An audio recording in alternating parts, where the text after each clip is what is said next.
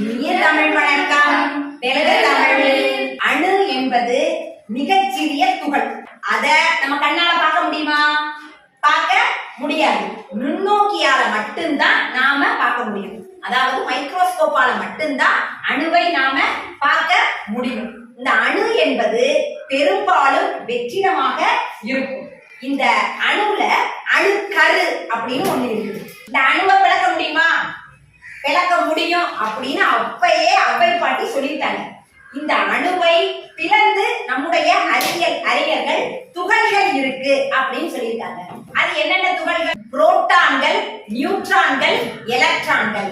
இந்த புரோட்டான்கள் என்பது நேர்மின் சுமை உடையது, அதாவது பிளஸ் சார்ஜ்.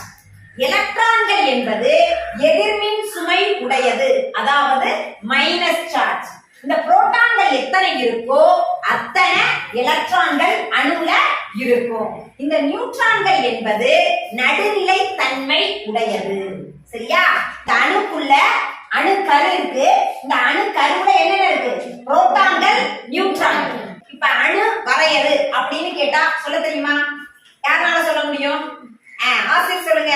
ஒரு தனிமத்தின் வேதி பண்புகளை தக்க வைத்துக் கொள்ளத்தக்க மிகச்சிறிய துகளே அணுவாகும்.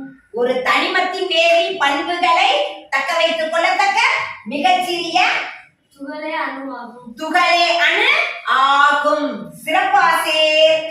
சரி, அணுவில் உள்ள துகள்கள் அப்துல் சொல்லுங்க. புரோட்டான்கள், நியூட்ரான்கள், எலக்ட்ரான்கள். புரோட்டான்கள் அப்படிங்கிறது என்ன சுமை உடையது? நேர்மின் சுமை உடையது. சிறப்பு. எலக்ட்ரான்கள் என்பது என்ன மின் சுமை உடையது?